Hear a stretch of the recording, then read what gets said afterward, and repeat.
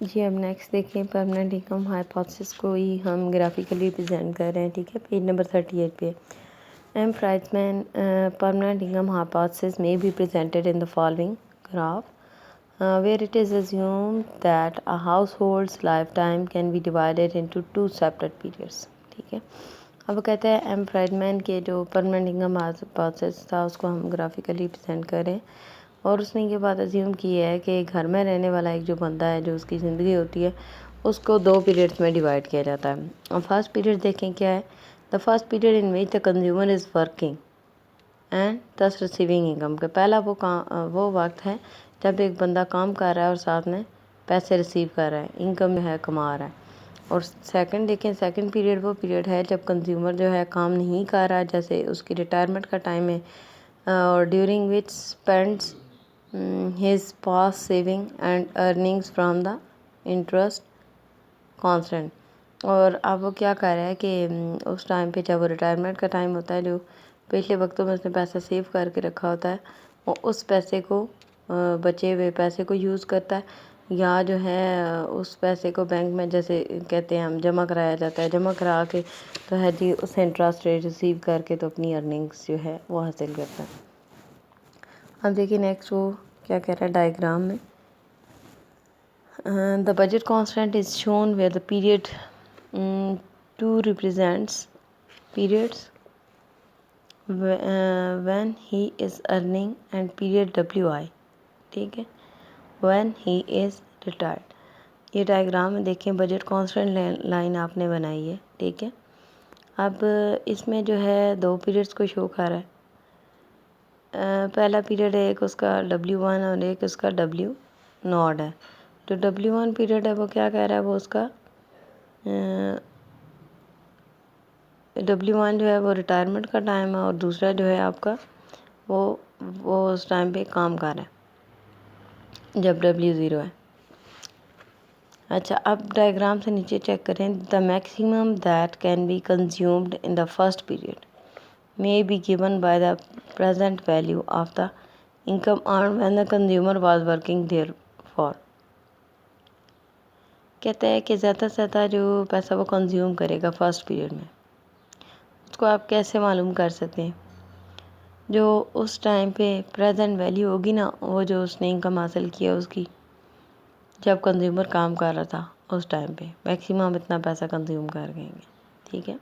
क्या करेंगे, first period में एक बंदा जो है मैक्सिमम उतना पैसा कंज्यूम करेगा जिस टाइम पे वो पैसा कमा रहा था, उस टाइम पे जो उस पैसे की वैल्यू थी उसको देखते हुए। नेक्स्ट अब देखें क्या रहा है जी, W0 वो क्या है, is equal to summation I is equal to 0 to B YI divided by 1 plus I की power 1। If he saved his entire income and did not consume anything during the first period he would be able to consume. अगर उसने कुछ पैसा जो है आमदनी save की है और जो है उसे फर्स्ट पीरियड में कंज्यूम नहीं किया, कुछ पैसा उसने सेव किया हुआ है, तो वो अब इस काबिल है कि वो कंज्यूम कर सके। WI is equal to W0 या W0 in bracket 1 plus I in the second period. I क्या है, रेट ऑफ इंटरेस्ट है दोनों पीरियड्स के दरमियान। सेकेंड पॉइंट देखें, the budget line is given by W1 से W0। सबसे पहले आपकी बजट लाइन गिवन की हुई है। An important point to note is neither he consume all nor he saves the whole income. इसको अंडरलाइन करने इन पीरियड 1। जो अहम बात है वो ये है कि ना तो वह सारा पैसा खर्च करेगा पहले पीरियड में और ना ही सारा पैसा सेव करेगा। Rather he consume some part of his income and save also. कुछ पैसा वो खर्च करेगा और कुछ पैसा वो सेव कर लेगा, ठीक है। The maximum utility is given at point A.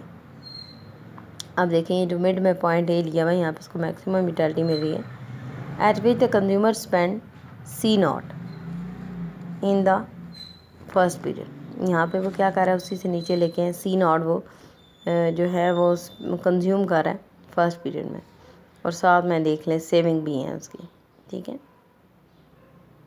For example 100 था ना, 100 में से 50 कंज्यूम कर रहा है और 50 सेव कर रहा है। The savings accumulated so 1 plus I are then completely spent in retirement as C1। अब वो देखो उसने जो पैसा सेव किया है उसको उसने कब कंज्यूम किया है, ये C1 जो है ये उसका रिटायरमेंट टाइम है, उस टाइम पे उसने उस पैसे को कंज्यूम कर लिया। Hence we can say that the consumption in the first period depends on the consumption initial value। क्या कह रहे हैं, फर्स्ट पीरियड में जो उसकी कंजम्पशन है वो किस पे डिपेंड करती है, कंज्यूमर की इनिशियल वैल्यू पे। Similarly permanent consumption should be considered in any 1 year. और इसी वजह से वो कहता है परमानेंट कंजम्पशन को भी किसी भी एक साल में आप जो है कंसीडरेबल करेंगे।